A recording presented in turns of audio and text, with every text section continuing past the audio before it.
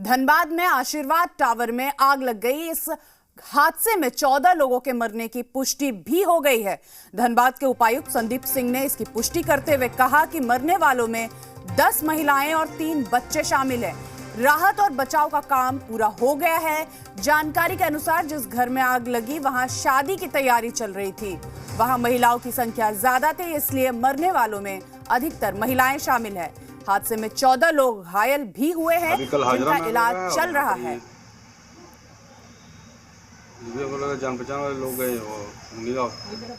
Hospital ही लग रहा है। सभी की हालत खतरे से फिलहाल बाहर है। जो घायल हुए हैं उनकी हालत अब खतरे से बाहर है। उपायुक्त ने बिल्डिंग में सुरक्षा चूक में जांच का भरोसा दिया है। वहीं झरिया विधायक पूर्णिमा सिंह ने आग की बढ़ती घटनाओं पर चिंता जताई है। ठीक है, नाम बना दिया।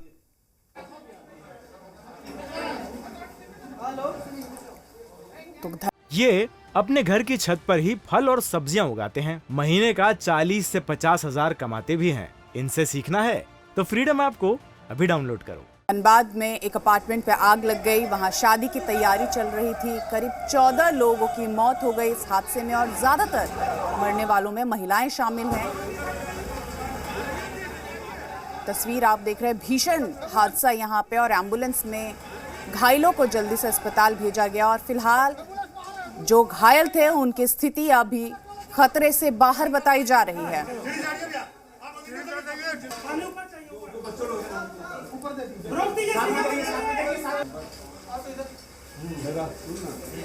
इस हादसे पे प्रधानमंत्री नरेंद्र मोदी ने दुख व्यक्त किया। साथ ही सूबे के मुख्यमंत्री हेमंत सोरेन ने कहा कि मैं पूरे मामले को खुद से देख रहा हूं।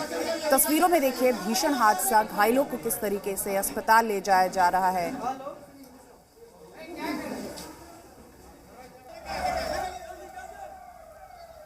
14 डेथ्स हैं टोटल, 10 फीमेल, 3 किड्स हैं उसमें और 1 मेल मेंबर। इंजर्ड 15 लोग हैं जो कि एडमिटेड हैं, लेकिन मेजर या क्रिटिकल लाइफ थ्रेटनिंग इंजरी नहीं है किसी की। अभी हम लोग जहां पर एडमिट हैं उनसे अस्पताल प्रबंधन से मिल के भी आए हैं, तो उनमें से कोई केसेस बहुत सीरियस हो, बहुत क्रिटिकल हो, वैसा नहीं है। सब आउट ऑफ डेंजर हैं। अंडर ट्रीटमेंट सभी का हो रहा है। घायल तो जो भी घायल हैं सब अभी जैसा डॉक्टरों से बात हुई है, सभी घायल जो हैं वो खतरे से बाहर हैं। 11 का इलाज जैसे यहाँ चल रहा है।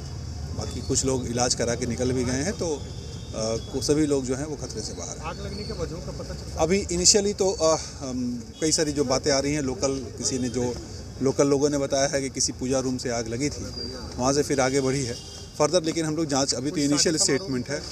हाँ, एक उसके ऊपर वाले फ्लोर में एक शादी समारोह था, जिसके ही मेजर जो नंबर ऑफ़ कैजुअल्टीज़ है उस शादी समारोह में जो लोग आए थे उन्हीं का हुआ है।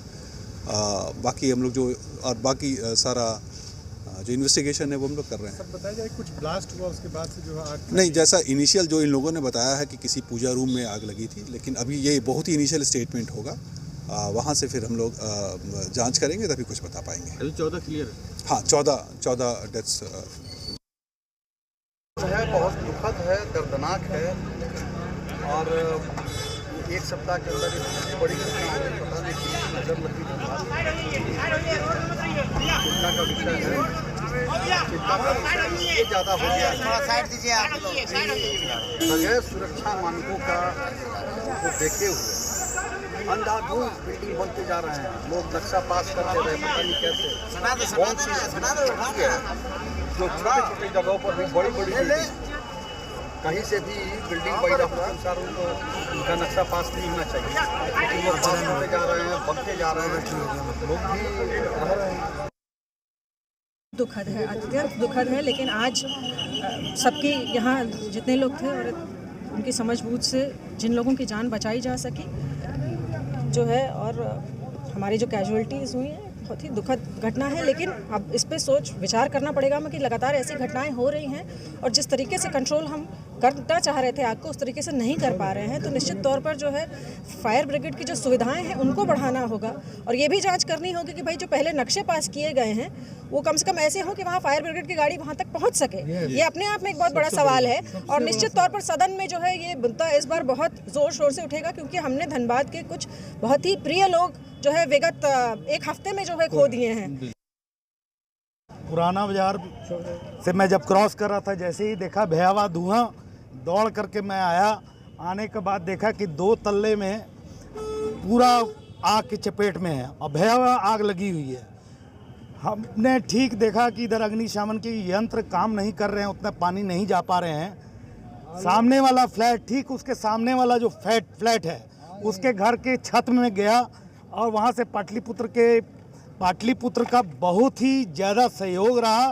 जो उन्होंने अपना पाइप का जो उसका प्रेशर था, कहा जा रहा था कि उसमें मोटर था, 2.5 घंटे मैं खुद उस वो पाइप को ले करके और सामने 2 तल्ले में जो भयावह आग की चपेट में था फ्लैट, उसमें मारता रहा और तब तक हम लोग मारते रहे जब तक कि आग को हम लोगों ने वहाँ बुता नहीं दिया।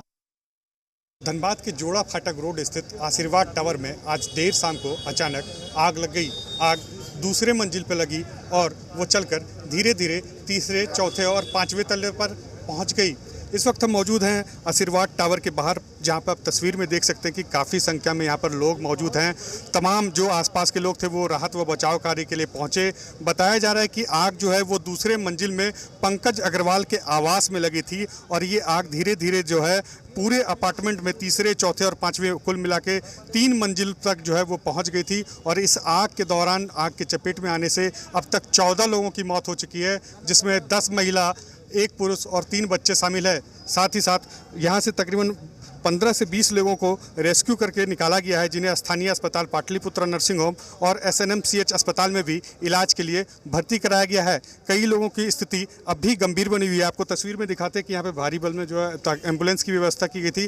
प्रशासन के द्वारा तमाम जो व्यवस्था की गई थी वो किया गया और आग लगने की वजह जो बताया जा रहा है वो पंकज अग्रवाल के घर में किसी तरह का ब्लास्ट हुआ था और ब्लास्ट के बाद ही जो है ये आग धीरे धीरे फैली। साथ ही साथ इस अपार्टमेंट में एक घर में विवाह का आयोजन भी था और अभी तक खुलकर वजह नहीं आया है कि आग क्यों लगी, लेकिन इस पूरे घटना में जो है 14 लोगों की मौत अब तक कंफर्म हो चुकी है, जिसे धनबाद के उपायुक्त ने भी इसकी पुष्टि की है।